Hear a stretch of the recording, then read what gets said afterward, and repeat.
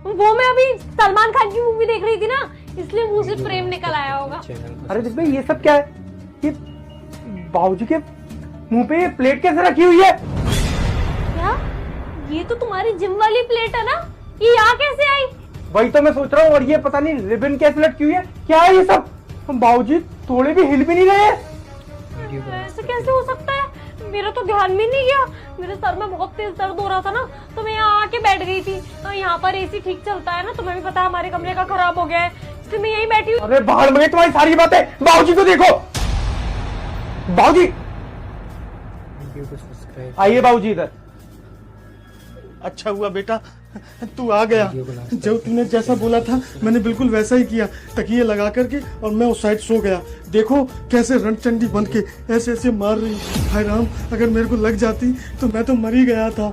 देखो अपनी आंखों से ही देखो। दिव्या तुझे पता है, पापा ने ना मुझे कल ही बता दिया था कि तेरी वाइफ का कहीं ना कहीं चक्कर चल रहा है। वो किसी से बात कर रही थी कि प्रिंस के जाते ही मैं उसके बाप को कल ठिकाने लगा दूंगी, और फिर तुम आ जाना, हम उसकी लाश को भी ठिकाने लगा देंगे। सारी बातें पापा ने सुन ली थी, और मैं कोई ऑफिस नहीं गया था, मैं घर में ही था। और पापा को मैं नहीं बोला था कि आप अक्सर उल्टी साइड फेस करके सोते हो, आप इस बार सीधी साइड फेस करके सोना, और फिर देखते हैं कि जैसा आप सोच रहे हो वैसा दिव्या कुछ करती भी है या नहीं। तो दिव्या तुम्हें बिल्कुल भी शर्म नहीं आई? मेरे बाप को मारने चली थी आशिक के चक्कर में।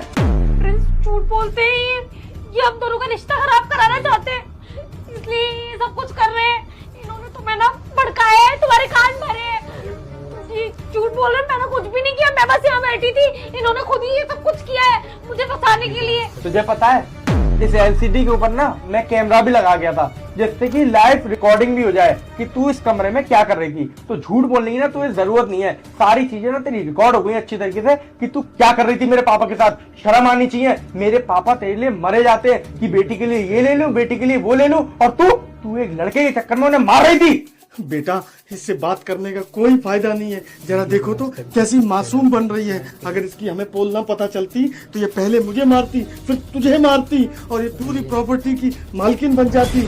हाय राम, हमने अपने घर में आस्तीन में सांप पाले हैं बेटा, सांप। निकालो, पुलिस बुलाओ। बिल्कुल सही कह रहे पापा, इसको ना मैं छोड़ूंगा नहीं, क्योंकि मैंने कल तक तो आपकी बातों पर विश्वास ही नहीं किया था, पर अब आपकी सारी बातें सच निकल रही है ना, तो इसे मैं छोड़ूंगा नहीं। इसे डिवोर्स दूंगा और इसे पुलिस के हवाले करूंगा इस वीडियो के साथ। अब पुलिस वाले देखेंगे कि उन्हें तेरा करना क्या है। प्रिंस मेरी बात सुनो।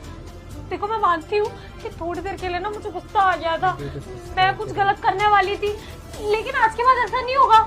मैं ना कभी भी ऐसा नहीं करूंगी। तुम प्लीज मुझे माफ कर दो। देखो मैं तुमसे कितना प्यार करती हूँ, अगर तुम मुझे डिवोर्स दे दोगे तो मैं कैसे रहूंगी तुम्हारे बिना। हाँ हाँ